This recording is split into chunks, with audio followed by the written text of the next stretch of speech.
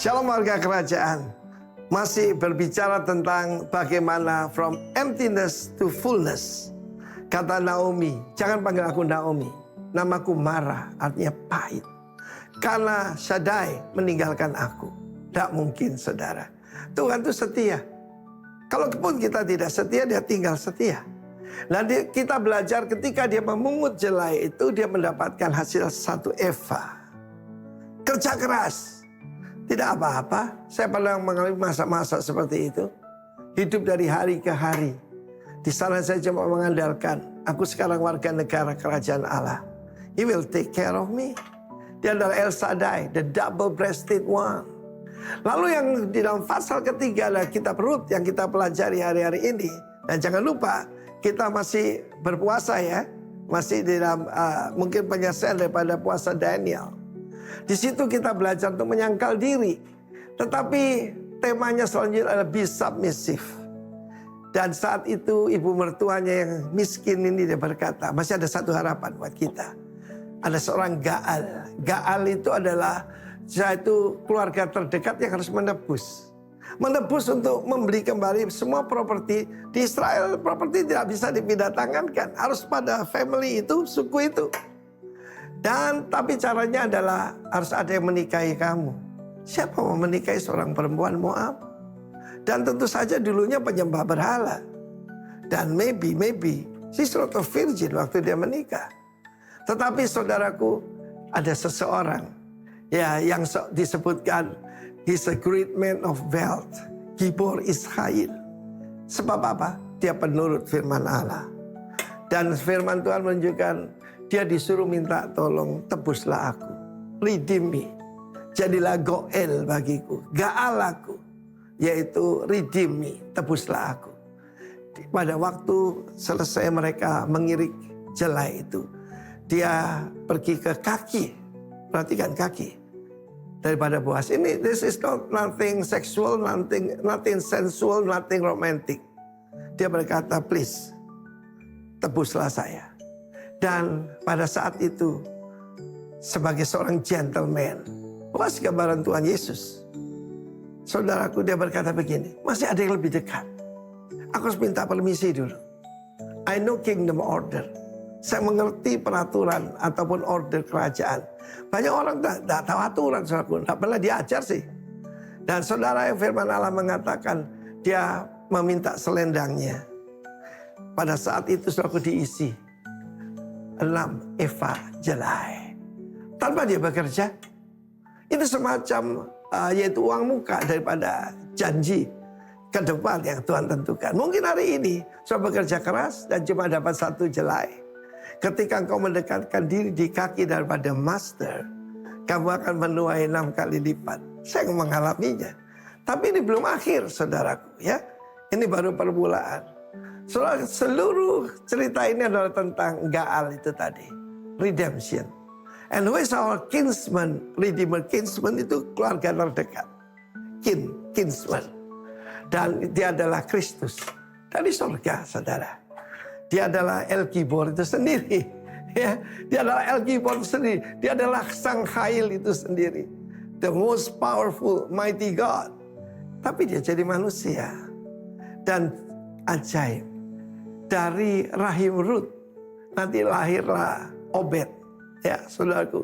Kemudian Isai dan David dan keluarga saudara-saudaranya. Terus sampai Joseph dan Tuhan Yesus Kristus, the greater David. Saudara, ini more than fullness ya. Ini greatness. Karena itu saudaraku, pertama be decisive. Kedua, be diligent. Yang satu ini be submissive. Hormati orang tuamu. Dia berkata, anakku, aku harus memberikan rest kepadamu. Aku memberikan kepadamu perlindungan.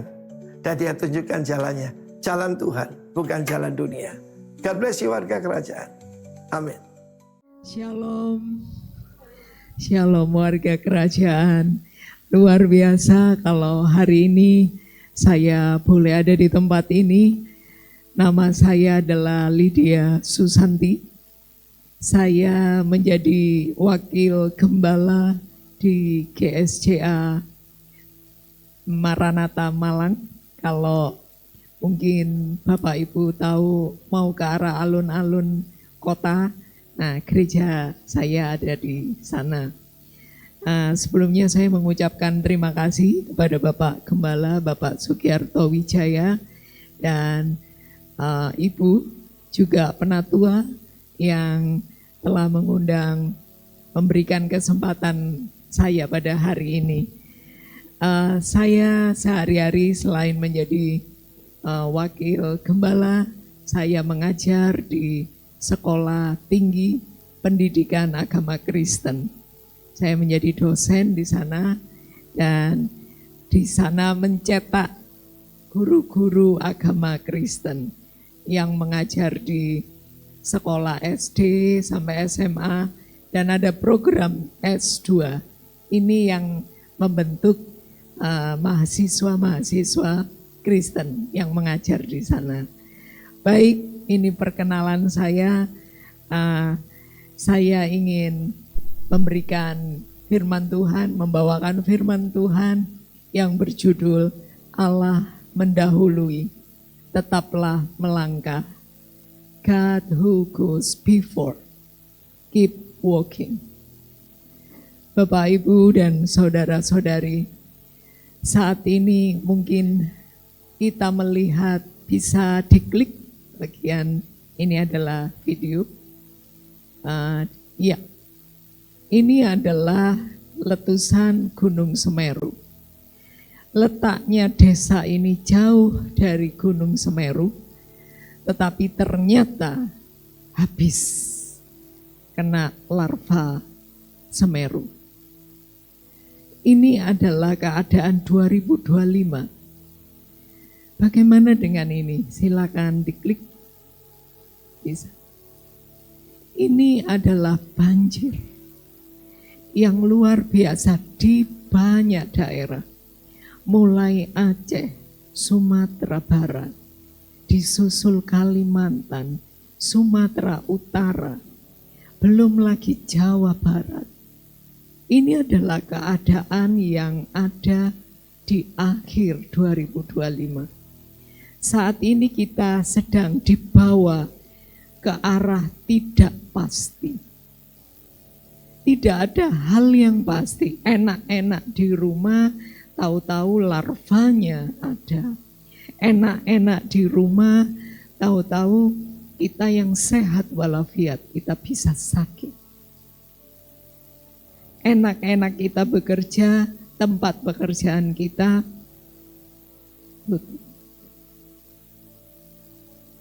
warga kerajaan yang ada di tempat ini, kita tidak bisa menduga apa yang akan terjadi. Kita ada di akhir zaman. Tuhan ingin menyadarkan kita, ini adalah zaman yang tidak pasti. Tetapi kalau saat ini ada banyak hal di sekitar kita, janganlah itu membuat was-was dan kekhawatiran yang berlebihan. Karena ada di firman Tuhan. Bagaimana caranya ketidakpastian itu, tapi membawa bangsa Israel sampai di Kanaan. Mari kita baca di dalam Ulangan 31 ayat 6 sampai 8. Kuatkan dan teguhkanlah hatimu. Janganlah takut dan janganlah gemetar karena mereka. Sebab Tuhan Allahmu, Dialah yang berjalan menyertai engkau. Ia tidak akan membiarkan engkau dan tidak akan meninggalkan engkau. Ayat ini diberikan oleh Musa kepada bangsa Israel. Tapi kita baca 2 ayat lagi. Ayat ini diberikan secara personal kepada Yosua. Mari kita baca bersama. Lalu Musa memanggil Yosua dan berkata kepadanya di depan seluruh orang Israel, kuatkan dan teguhkanlah hatimu, sebab engkau akan masuk bersama-sama dengan bangsa ini ke negeri yang dijanjikan Tuhan. dengan sumpah kepada nenek moyang mereka untuk memberikannya kepada mereka, dan engkau akan memimpin mereka sampai mereka memilikinya. Ayat 8. Sebab Tuhan, Dia sendiri akan berjalan di depanmu. Dia sendiri akan menyertai engkau. Dia tidak akan membiarkan engkau dan tidak akan meninggalkan engkau. Janganlah takut dan janganlah patah hati. Pasal 31 adalah pidato perpisahan antara Musa dengan bangsa Israel dan Yosua. Pidato perpisahan itu nggak ada yang enak sebenarnya. Dan inilah yang terjadi. Saat itu Musa berpidato di akhir masa kepemimpinannya. Saat itu ada di padang gurun, di dataran Moab, dan menjelang ke tanah perjanjian. Kondisi Israel saat itu banyak generasi yang baru. Generasi baru tidak pernah berperang besar. Selain itu, belum ada militer yang mumpuni. Ditambah lagi, pemerintahannya belum stabil. Inilah yang dihadapi oleh bangsa Israel. Ketidakpastian kalau Musa dengan tongkatnya bisa buat mujizat. Yosua yang memberi makan dengan burung, kemudian roti. Musa, Yosua. Bangsa Israel di dalam ketidakpastian, bisakah sampai ke Kanaan? Yosua cuman bisa perang. Yosua hanya abdinya Musa. Bagaimana bisa memimpin bangsa yang seperti ini? Dan mungkin Yosua di dalam hatinya, dia bisa berpikiran, waduh, selama ini selalu ada Musa. Saya yang berperang. Yosua cuma bisa buat mujizat, berhenti matahari. Tetapi selebihnya yang memberi air, memberi makan, Musa. Yang membelah laut, Musa. Yosua, enggak. Sehingga Yosua dalam masa yang mungkin ya juga takut. Karena yang dipimpin bangsa Israel ini adalah mantan budak. Keras, anarki. Yosua nggak bisa pimpin, pasti Yosua akan dibunuh bersama keluarganya. Warga kerajaan yang ada di tempat ini, Yosua dan bangsa Israel lupa bahwa hidup itu bukan tentang keperkasaan personal atau komunal. Hidup itu adalah tentang kehadiran Tuhan dalam setiap langkah. Bangsa Israel dan Yosua lupa. Dan kalau saat ini kita ada di masa transisi yang seperti ini, ekonomi tidak baik-baik saja. Dan kemudian banyak PHK terjadi di mana-mana. Atau mungkin kita punya keluarga dan keluarga kita ada yang meninggal. Ini adalah transisi ketidakpastian. Ada yang mungkin figur kita yang kita idolakan ternyata mengecewakan.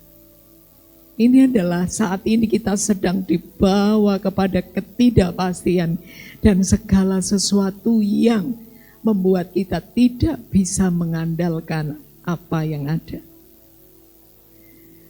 Mari kita saat ini melihat, saya tergerak untuk membawa ayat 31 ayat 8. ketika perintah itu secara personal diberikan kepada Yosua. Yosua antara ya dan tidak untuk memimpin bangsa ini.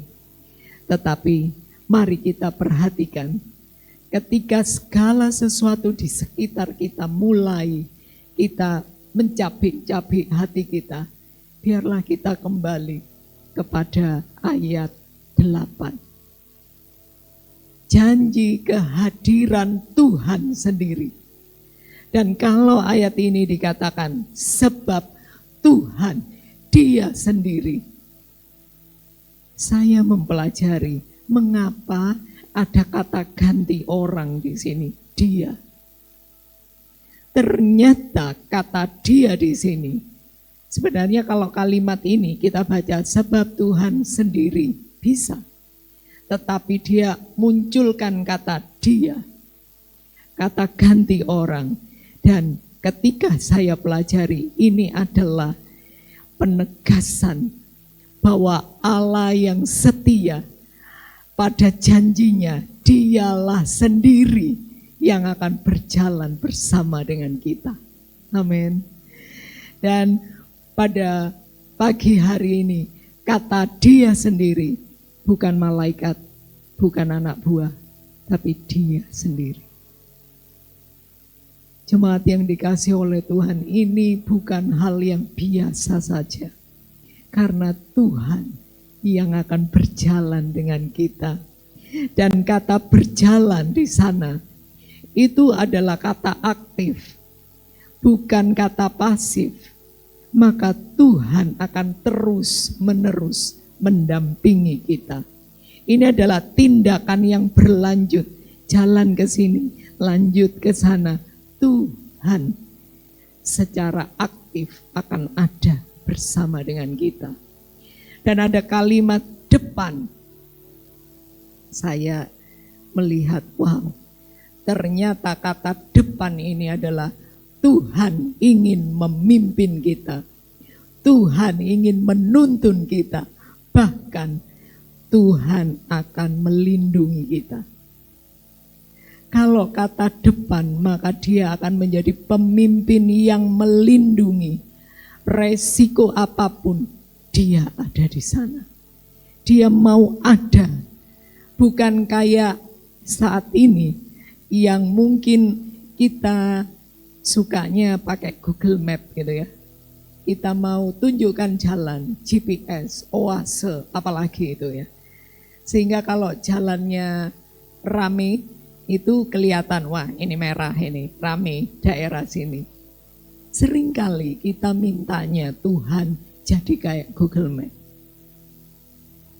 Yang tunjukkan dulu. Bahkan seringkali kita bergurau sama Tuhan. Tuhan kasih rute tercepat, goal tercapai. Bahkan kalau bisa Tuhan bilang, putar balik kalau mantan muncul. Ini bahaya ini ya, ini akan membawa jalan kita terhambat. Kita seringkali minta Tuhan yang shortcut. Janjinya Tuhan adalah Dia akan berjalan di depan kita. Dan berikutnya, kalau di sini ada kalimat, Dia sendiri akan menyertai. Kalau menyertai itu adalah eksis. Dia bersama dengan kita. Dia tidak terlihat, tapi dia ada. Dia adalah Allah yang menyertai kita. Bukan kayak zaman sekarang yang sukanya kalau anak pacaran biasanya PHP. Jelas-jelas nggak ada tapi video call. Seperti rasanya dia ada di sini. Bukan. Tuhan bukan seperti itu. Tuhan adalah Dia hadir. Dia berjalan bersama. Dia bukan PHP. Bahkan Dia ada di depan. Ketika resiko yang membahayakan, Dia ada. Jemaat yang dikasihi oleh Tuhan, yang ini, ketika saya sampai di kalimat ini saya berhenti sejenak. Di sini dikatakan Dia tidak akan membiarkan engkau. Artinya membiarkan adalah ini. Tuhan tidak pernah melepaskan genggamannya dari anak-anaknya. Tuhan tidak pernah mengendurkan genggamannya dari anak-anaknya. Ini adalah kalimat Tuhan tidak membiarkan kita. Kita bisa membayangkan seorang ayah yang menggandeng anaknya di tengah keramaian. Dia tidak pernah mengendurkan tangannya. Inilah Tuhan kita. Ketika dia berjanji, aku tidak akan membiarkan engkau. Yang dimaksud adalah dia tidak pernah melepaskan genggamannya. Dan kemudian kalau saat ini kita mungkin merasa Tuhan belum menjawab doaku. Percayalah, Dia adalah Allah yang tidak pernah melepaskan genggamannya dari kita. Dan kalau ayat berikutnya, Dia tidak meninggalkan engkau. Saat ini kita sedang dibawa kepada orang-orang yang mungkin banyak sekali melukai kita. Janji tapi tidak ditepati. Ada pengkhianatan mungkin. Tetapi Allah kita dalam ayat ini katakan, aku tidak akan meninggalkan engkau. Aku tidak akan mengkhianati janjiku kepada anak-anakku. Ini adalah janji Tuhan. Mari jemaat yang dikasihi oleh Tuhan. Kalau ayat ini saya lanjutkan, ini adalah himbauan. Janganlah takut. 3 ayat yang kita baca, beberapa kali Musa katakan jangan takut. Jangan takut. Di setiap ayat dia katakan jangan takut. Dalam bahasa Ibrani ini adalah yari. Yari itu adalah takut yang melumpuhkan iman. Takut yang menguasai hati kita. Sehingga kita rasanya lemah. Belum berperang, sudah kalah. Inilah takut. Yari. Dan bila kita ayat yang penutupnya. Dan janganlah patah hati. Yang dimaksud di sini adalah hilang semangat. 2026 kita nggak tahu akan terjadi apa. Apakah kita tetap sehat-sehat saja? Apakah kita tetap punya pekerjaan? Kita tidak tahu. Apakah keluarga kecil kita tetap? Ataukah ada yang dipanggil Tuhan? Kita tidak tahu. Tetapi janji ini, Allah berjanji berjalan di depan umatnya. Walau jalan itu tidak mudah, tapi Dia berjanji satu hal. Dia sendiri yang akan berjalan di depan kita. Dia tidak pernah mengkhianati janjinya. Jemaat yang dikasihi oleh Tuhan, bahkan janji Tuhan kepada Israel itu banyak sekali. Ketika dalam masa pembuangan pun Tuhan tidak berjanji bahwa kita tidak melalui masa sulit. Tetapi yang Dia janjikan, Dia berjalan bersama dengan kita. Sehingga pagi hari ini ada janji di dalam Yesaya. Di sini seringkali Tuhan katakan, engkau kepunyaanku. Kita kepunyaannya Tuhan. Tuhan yang membentuk kita. Bahkan Dia katakan, engkau berharga di mataku.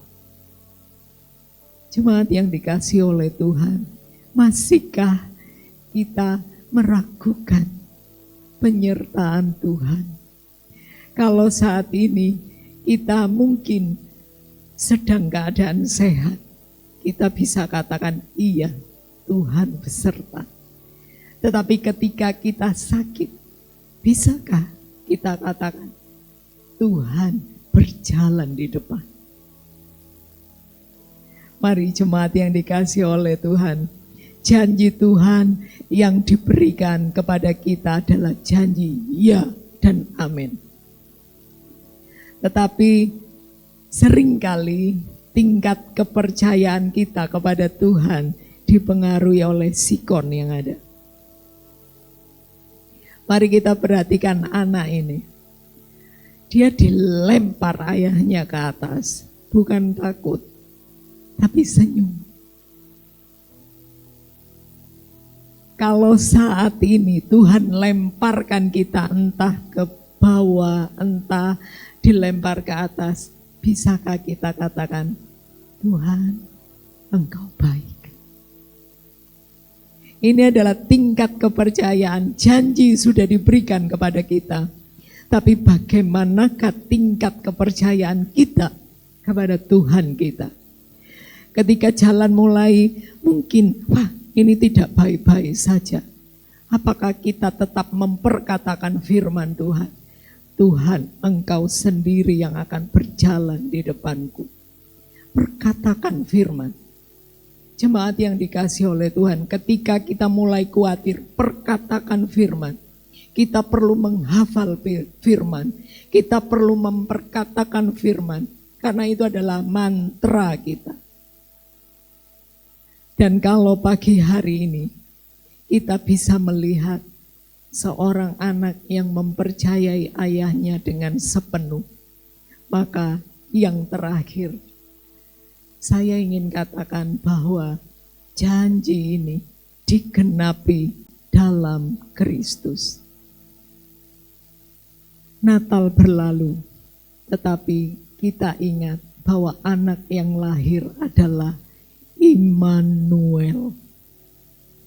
Allah beserta dengan kita. Bukan hanya sebatas perjanjian lama, tapi dia turun.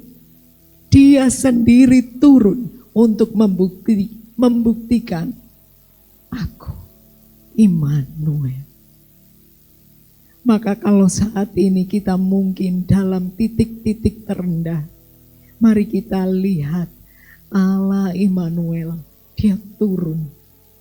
Dia sedang berkata kepada kita yang ada di tempat ini. Mungkin pagi hari ini ada yang mulai suam-suam. Tapi firman Tuhan katakan pagi hari ini, Engkau berharga di mataku. Aku sendiri yang akan berjalan bersamamu. Di dalam Ibrani 13 ayat 5 dikatakan, janganlah kamu menjadi hamba uang, dan cukupkanlah dirimu dengan apa yang ada padamu, karena Allah telah berfirman, aku sekali-kali tidak akan membiarkan engkau, dan aku sekali-kali tidak akan meninggalkan engkau.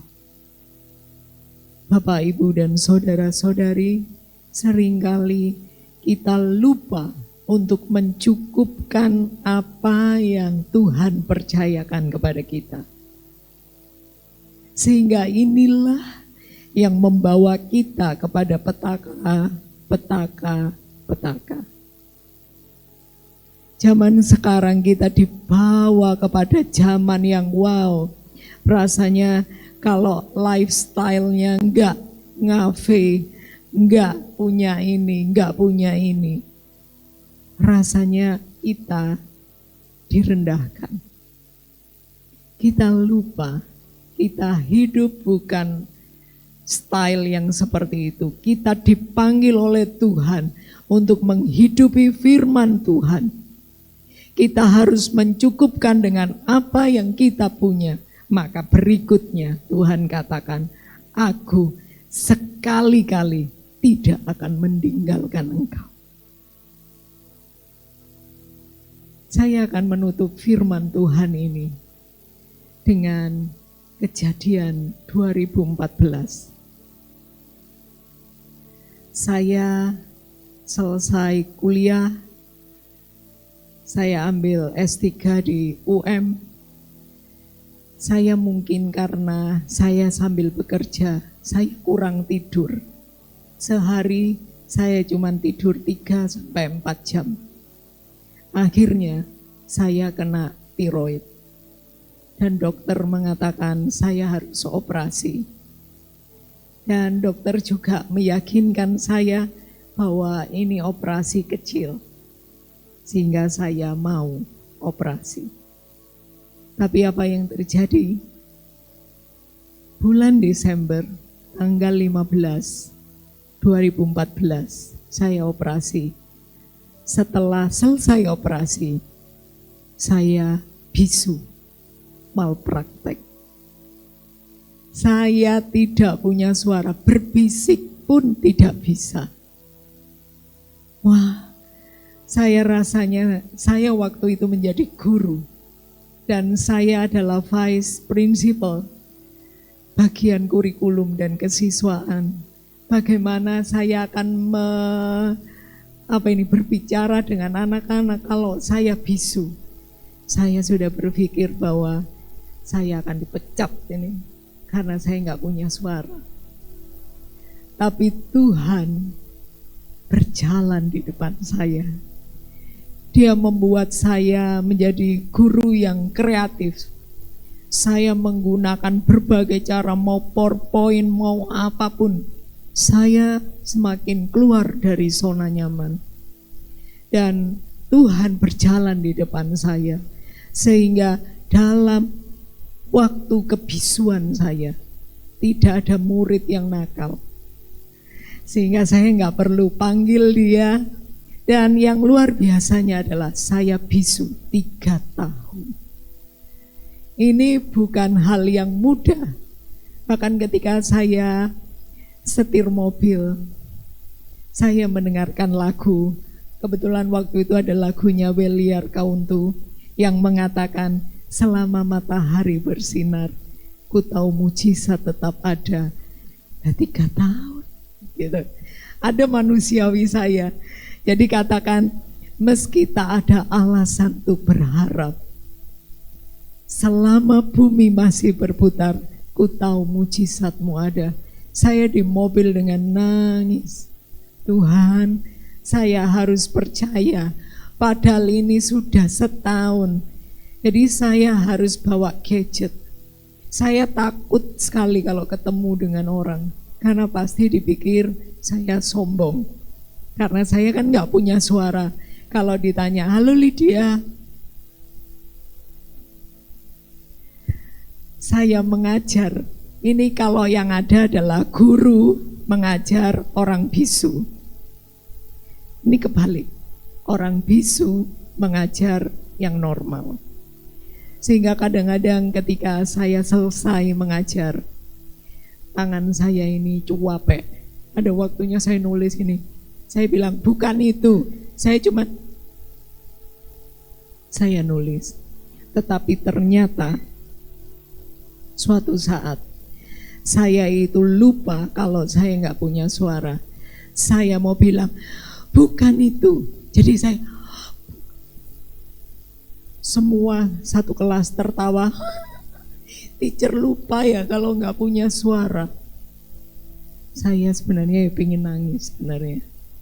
Tapi ada satu anak di kelas itu yang katakan, Teacher, mujizat Tuhan masih ada. Saya jadinya pingin nangis, pingin ini. Saya cuma diam. Setelah saya ngajar, saya ke kamar mandi, saya menangis.